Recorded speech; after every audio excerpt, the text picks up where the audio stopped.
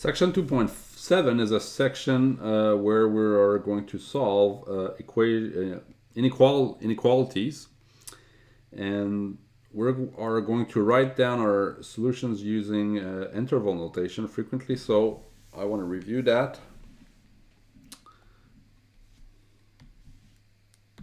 So if I have the real line here, imagine I've got 3 and 4.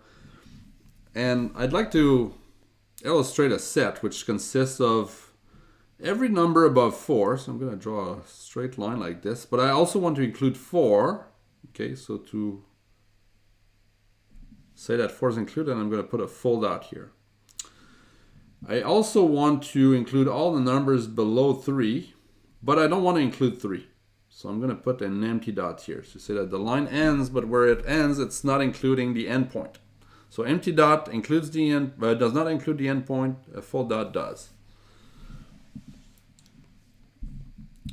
So this set that I've illustrated graphically, I'd like to illustrate it with an interval notation. So how do I do this?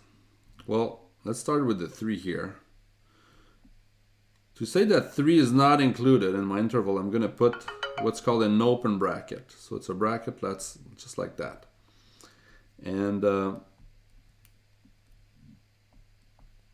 since there are no lower bounds on that interval, I am including all the negative numbers, or other numbers that are below 3.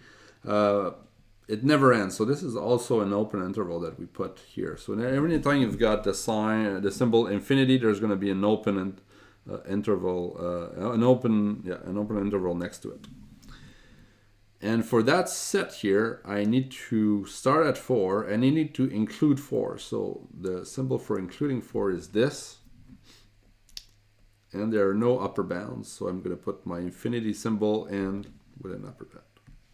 With an open interval. And I need to include all the numbers that are in the first interval and the numbers that are in the second interval. So I'm going to put a union symbol. So this stands for union. So it's like a plus sign for adding sets.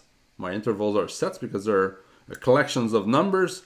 I want to add those collections of numbers, so this is the symbol for adding them. We don't put plus sign, we put unions when it's for sets.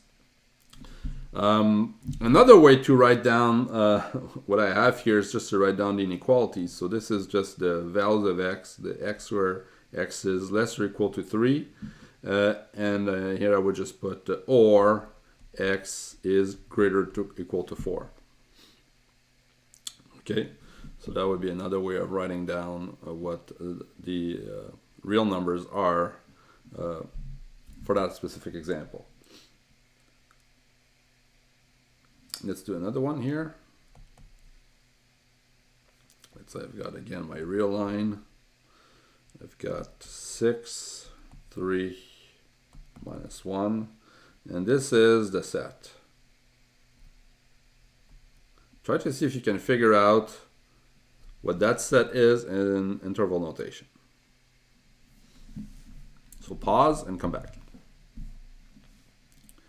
So the first part, there are no lower bounds, so we'll go all the way to minus infinity. Don't forget to put an open bracket here.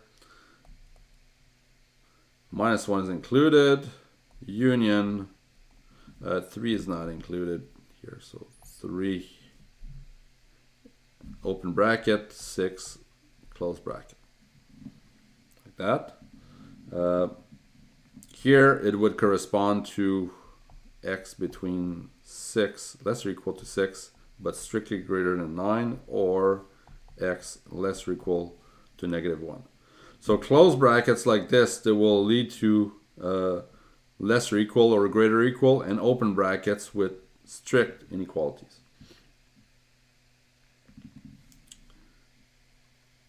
And maybe another one here.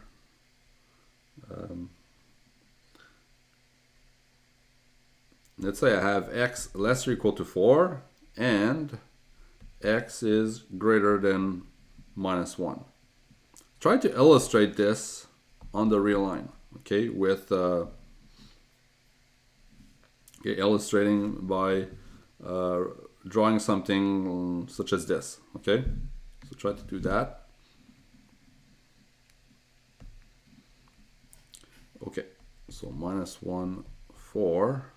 We are above -1, but -1 excluded, so okay, like this. And so n means it's not an or here, it's and. So we're also, and we need to be less or equal to 4. So less or equal to 4, we're going to stop at 4. 4 is included. So both conditions need to be satisfied. Another way to look at this is x less or equal to 4, it's this set here. And x greater than -1, it's this set. The n is the intersection of those two sets, right? So an or corresponds to a union and n to an intersection. So we need to find what's common to both sets. So what's common is this part here. So that's why the solution is this. Okay, this is what's common to both sets.